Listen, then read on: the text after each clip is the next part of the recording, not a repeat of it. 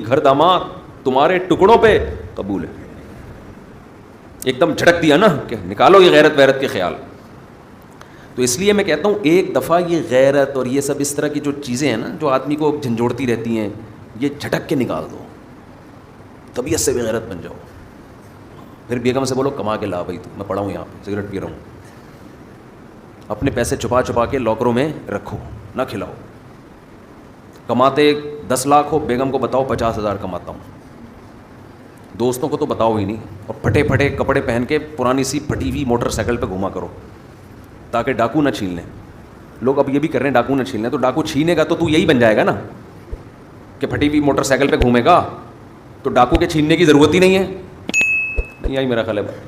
ابے تو اچھی بائک پہ جائے گا, ڈاکو چھینیں گے تو پرانی پھٹپٹی پہ آ جائے گا, تو وہ تو چھینے بغیر ہی تو پھٹپٹی پہ گھوم رہا ہے. تو جو کام ڈاکوؤں کے چھیننے کے بعد ہوتا تو چھیننے سے پہلے ہی اسی لائف اسٹائل پہ آ گیا. تو ڈاکوؤں سے بچنے کا ایسا طریقہ استعمال کرنا کہ آپ غریبوں والی زندگی گزارنا شروع کر دو, تو فائدہ کیا ہے پھر. ڈاکو سے بچنے کے اور 10 طریقے ہیں. کوئی ٹائمر لگوا دیں, اس میں کچھ چور لاک لگوا دیں, گارڈ رکھ لیں, کچھ بھی کر لیں. خیر غیرت کو میں ایسے ہی بتاؤں ایک دفعہ یہ تجربہ کریں, ایسے بیٹھ کے نا یوں کر کے جھڑکیں, بڑی زبردست زندگی ہو جائے گی. لیکن اگر غیرت نہیں نکال سکتے جھٹک کے, تو پھر پوری غیرت والی لائف گزارنی پڑے گی. پھر یہ درمیان کی حالت میں مزہ نہیں ہے, یا تو اچھے بن جاؤ یا برے بن جاؤ. بیچ کا آدمی کی نہ لوگ تعریف کرتے ہیں نہ اسے برا کہتے ہیں, وہ کسی کام کا نہیں ہوتا. ایسی زندگی ہو, اچھا بنے. تو قریب من الناس, حدیث میں آتا ہے سخی لوگوں کے قریب ہو جاتا ہے, لوگ محبت کرتے ہیں, چہرے پہ رونق آ جاتی ہے سخی آدمی کے. اور آپ صلی اللہ علیہ وسلم نے فرمایا کنجوس اللہ سے بھی دور اور لوگوں سے بھی دور. لوگ بھی کہتے ہیں لچڑ, لچڑ سمجھتے ہیں, بڑا ہی لچڑ آدمی. اور لچڑ صرف اس کو نہیں کہتے خرچ نہ کرے, ہر وقت لوگوں کی جیبوں سے چیزیں نکالنے کی کوشش میں لگا رہنا, یہ بھی لچڑ پنا ہے. اور آج کل دور ہے مارکیٹنگ کا, اپنی پروڈکٹ کو مارکیٹنگ کرتے ہیں نا لوگ, تو مارکیٹنگ میں بھی میں نے لچڑ بھی دیکھے ہیں. دیکھو ہر آدمی چاہتا ہے میری پروڈکٹ مارکیٹ میں جائے, لیکن اس کا ایک طریقہ ہوتا ہے, موقع بے موقع اپنی چیزوں کو لا کے میری یہ چیز خریدیں, میرے یہ ہر وقت ہر بے موقع. اب میں بعض واقعات ایسے سناؤں تو وہ بندہ سمجھ جائے گا کہ میرے بارے میں بات ہو رہی ہے, اس لیے مجھے پھر وہ بتاتا نہیں میں. بے موقع آپ کی بات کیا چل رہی ہے, آپ اپنے ڈبے لے کے بیٹھ جاؤ, اپنے دودھ کے ڈبے. بات کیا چل رہی ہے, آپ اپنا گھی لے کے بیٹھ جاؤ, ہماری دکان میں یہ گھی ہے. ابے بھائی تم یہاں بات مجھ سے گھی کی کرنے کے لیے آئے ہو, کیونکہ 10 لوگ بیٹھے ہوئے ہیں نا, تو میرے ساتھ بیٹھ کے اپنا گھی چورن بیچنا شروع کر دیتے ہیں لوگ. بھائی مجھ سے کوئی ملنے آیا, فار ایگزامپل اس کا گھی ہے بہت اچھا, ایک مثال دے رہا ہوں, ان کو پتہ ہے مفتی صاحب کے ساتھ 20 آدمی اور بیٹھے ہوئے ہیں, تو اپنا گھی مجھے تعارف کروانا شروع. وہ مقصد ہوتا ہے بندوں کو گھی پہنانا. یہ غیر اخلاقی حرکت ہے, موقع نہیں ہے. یہ مارکیٹنگ کرنے والے آدمیوں کو دیکھیں نا, ایسے الفاظ رٹ کے آئے ہوئے ہوتے ہیں. مجھے وہ گدھا یاد آتا ہے, ایک آدمی سے گدھا بک نہیں رہا تھا, اس نے دلال کے ذمے لگا دیا کہ یار تو بیچ دے, تجھے بولنا آتا ہے. تو اس کا گدھا لے کے مارکیٹ میں گیا مالک کے ساتھ, مالک کی نہیں فن نہیں تھا اس میں بیچنے کا. اب اس دلال نے اس گدھے کی تعریفیں شروع کی ہیں کسٹمر بنانے کے لیے. یہ ایسا گدھا, اس پہ قائد اعظم بیٹھ کے گئے تھے, یہ ایسا گدھا, اس کے زمانے کے سارے گدھے مر گئے, یہ زندہ ہے, اور ایسا گدھا, پتہ نہیں اتنی تعریفیں کی. مالک نے کہا وہ اتنا متاثر ہوا اپنے گدھے سے, ٹھیک ہے نا, اس نے کہا اتنا قیمتی گدھا میں نہیں بیچتا. وہ خود ہی متاثر ہو گیا جس کا گدھا تھا. یہ بھی لالچ ہے. آپ دکان پہ بیٹھ گئے, آپ کسٹمر آ رہے ہیں جا رہے ہیں, جتنا رزق عزت کے ساتھ آپ کے مقدر میں ہے اللہ آپ کو دے دے گا. دور دور سے آوازیں بڑھ رہا, ہاں باجی, ہاں صوفی صاحب. آپ دیکھو نا مارکیٹوں میں چلو تو کیا ہوتا ہے, اب تو ہم زیادہ گھومنا پھرنا چھوڑنا پڑ رہا ہے, ورنہ جب کبھی میں صدر میں جاتا تھا ہماری ٹوپی ہوتی تھی نا, ہاں صوفی صاحب. او بھائی میں اپنے کسی کام سے جا رہا ہوں یار, صوفی صاحب بلا رہے ہیں کھینچ کھینچ کے, بیٹھو تو صحیح. کپڑے کھول کے نا, سارے کپڑے کھول دیے دکان میں. اور خواتین کتنی ہوشیار ہوتی ہیں, پوری دکان کھلوا دی اس سے. اس کے بعد پتہ چلا یہ یہاں کپڑا خریدنے آئی ہی نہیں ہے, یہ تو کسی اور, یہ تو چمنی آپا سے ملنے کے لیے آئی تھی یہاں پہ. لیکن دکان والے کو اس سے غرض نہیں ہوتی, یار کوئی بات نہیں, وہ لپیٹ دیں گے دوبارہ. تو اللہ رزق دیتا ہے استغنا کے ساتھ. میں یہ نہیں کہہ رہا کہ اس بہت زیادہ مستغنی ہو جائیں, لیکن اتنا پیچھے سے آوازیں دے دینا اور اس کو اتنا پیچھے گھر تک چلے جانا, بھائی تو تیرے رزق مقدر میں ہے, اللہ تجھے یہاں عزت کے ساتھ دے دے گا. سعودی عرب میں جو عرب لوگ ہیں نا ان میں کچھ خامیاں بھی ہیں, بہت ساری خوبیاں بھی ہیں. ایک بڑی خوبی عربوں میں استغنا. ہمارے حضرت فرمایا کرتے تھے ہم جب سعودی عرب میں دکان میں کوئی چیز خریدنے جاتے ہیں نا, عربی سے بولو یہ کتنے کی, وہ بتاتا اتنے کی, دوبارہ پوچھو گے نا بولو گے چلو. شے ان کی زبان سے نکلتا نہیں ہے نا چلو کا لفظ, تو پاکستانی کو دیکھ کے کہتے تھے چلو نکلو یہاں سے, لینے لو نہیں تو نکلو, اتنا ٹائم نہیں ہے. ہمارے ہاں آپ دیکھو اس کے پاس لگتا ہے بہت ٹائم ہے, دکاندار کے پاس اتنا ٹائم ہے کہ اس کو اگر سجدہ بھی کرنا پڑا نا 1 گھنٹے کا کسٹمر کے سامنے یہ کر لے گا. تو اللہ کو لالچی لوگ پسند بولو نہیں ہے. بارہا تجربہ ہوتا ہے, ہم کسی ضرورت مند کی مدد کر دو, ہمیں تو بہت تجربہ ہوتا ہے نا, کسی ضرورت مند کی مدد کی, وہ ایسا چپکتا ہے بھائی, ایسا چپکتا ہے کہ جان چھڑانا مشکل. وہ جب گزرے گا پیسے مانگنے کے لیے آئے گا, دروازے پہ آ کے بیٹھ جائے گا.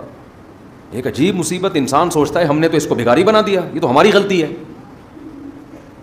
پیسہ ایسی خطرناک چیز ہے, جب بغیر محنت کے ایک دفعہ منہ کو لگ جائے, یہ چرس اور ہیروئن سے زیادہ نفع ہے. لوگوں کو مفت بھیک دے دے کے بھکاری مت بناؤ. یہ جو اسلام نے آپ کو اتنا خرچ کرنے کی ترغیب دی ہے, اس کا مطلب یہ نہیں کہ نوٹ لے کے ایسے ہی لوگوں کو بانٹنا شروع کر دو. بھکاری مت بناؤ لوگوں کو. جہاں خیال پیدا ہونا کہ سامنے والے کے دل میں لالچ پیدا ہونا شروع, وہیں روک لو. اس کو بگاڑنا تھوڑی ہے ہم نے. خیر یہ ایک الگ موضوع ہے کہ خرچ کہاں کرنا ہے, یہ تو اس کی تو بڑی لمبی چوڑی تفصیل ہے.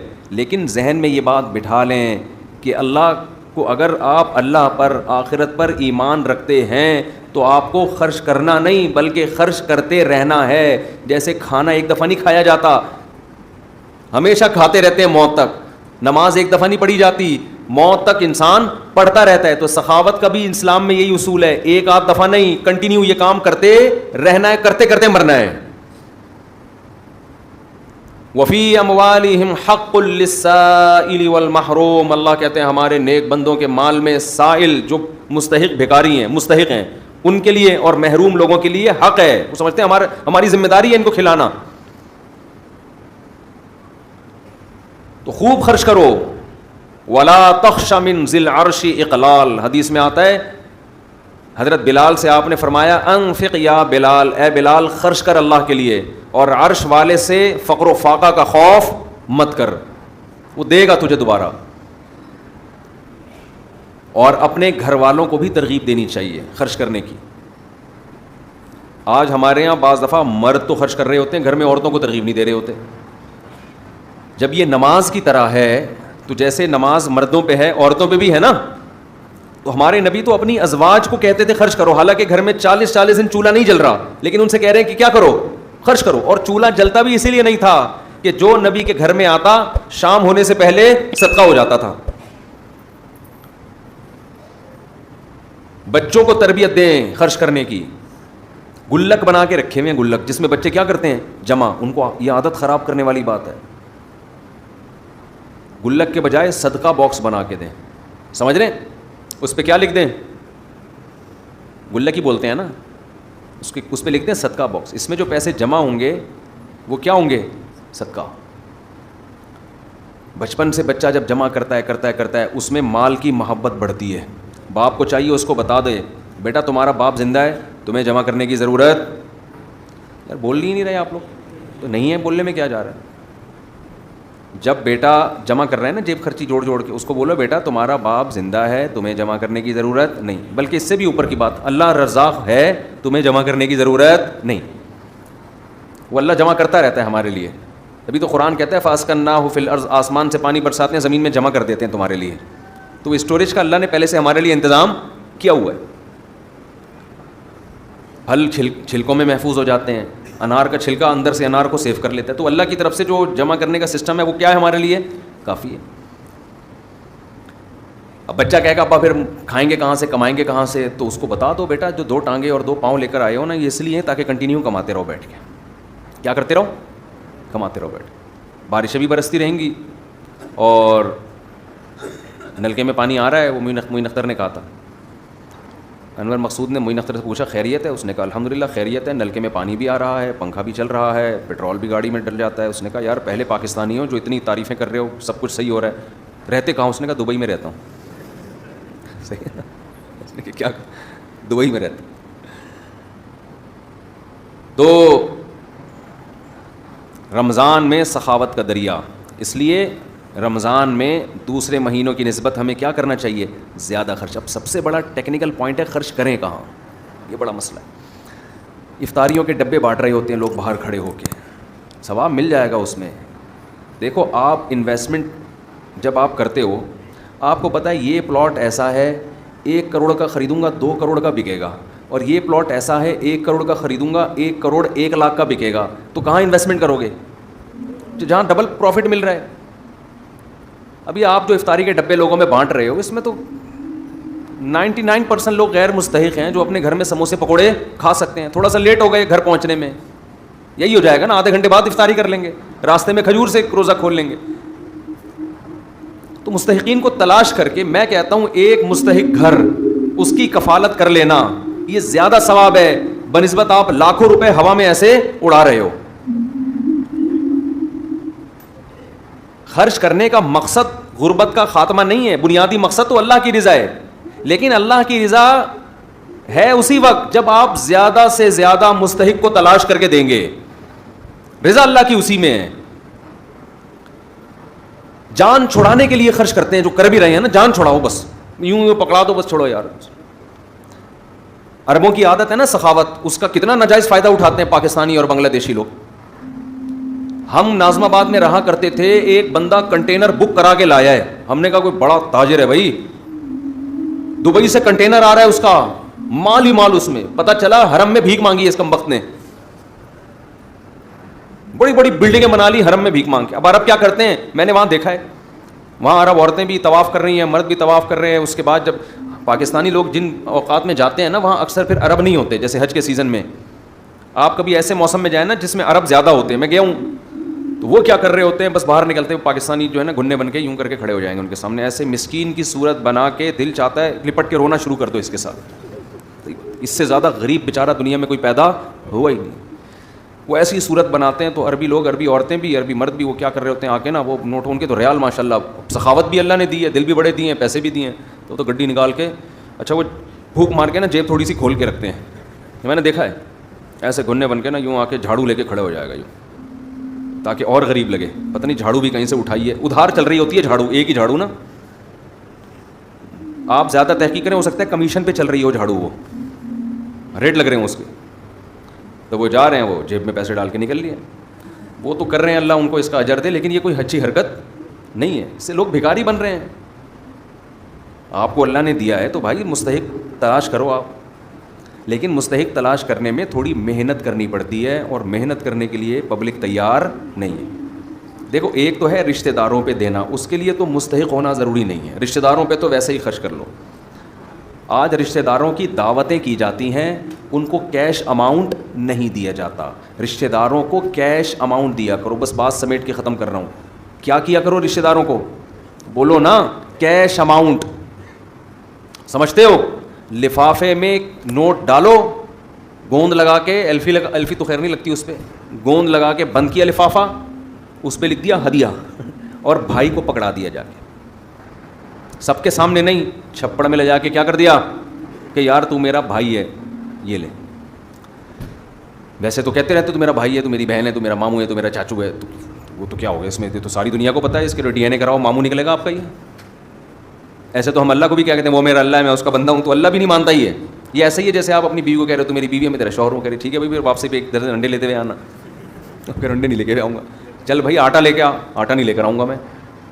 اچھا مہر کی رقم دے دو, 20 سال ہو گئے شادی کو, نہیں مہر نہیں دوں گا. بچوں کی فیسیں دے دو, وہ بھی نہیں دوں گا. تو میری بیوی ہے, میں تیرا شوہر.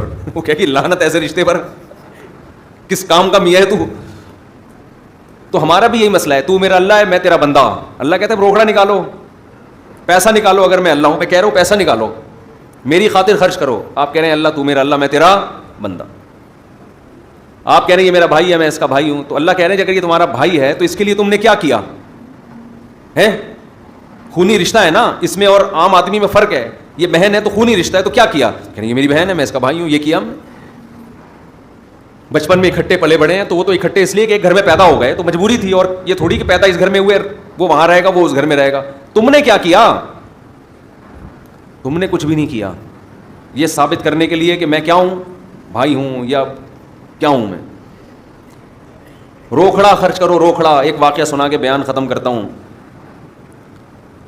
دیکھو یہ پیسے میں اللہ نے یہ طاقت دی ہے کہ لوگ کہتے ہیں نا دنیا کا ہر کام پیسے سے ہوتا ہے, کہتے ہیں نا, یہ صحیح کہتے ہیں. ہر کام کس سے ہوتا ہے؟ واقعی پیسے سے ہوتا ہے. غلط کام بھی پیسے سے ہوتا ہے, صحیح کام بھی پیسے سے ہوتا ہے. اللہ سے آپ کا معاملہ ٹوٹ گیا تو وہ بھی پیسے سے جڑ جائے گا. اللہ کو پیسے دے دو. حدیث میں آتا ہے صدقہ اللہ کے غضب کو ٹھنڈا کرتا ہے. اس کا مطلب یہی ہوا نا کہ اللہ کے لیے خرچ کرو, اللہ کہتے ہیں گویا مجھے دے رہے ہو پیسے. اسی طرح رشتہ داری اگر ٹوٹ گئی ہے تو ناجائز کر کے رشتہ داری مت جوڑو. لوگ رشتہ داری کیسے جوڑ رہے ہیں؟ ناجائز باتوں میں رشتہ داروں کے ساتھ شریک ہو رہے ہیں. شادیوں میں مکس گیدرنگ ہے, موسیقی کی محفلیں ہیں, آپ جا رہے ہو شادی میں, اس لیے کہ نہیں گیا تو رشتہ دار ناراض ہو جائیں گے. یہاں آپ کو اجازت نہیں ہے جانے کی, ہو جائے ناراض. لیکن اس ناراضی سے بچنے کا طریقہ کیا ہے؟ کیا خرچ کرو؟ پیسہ.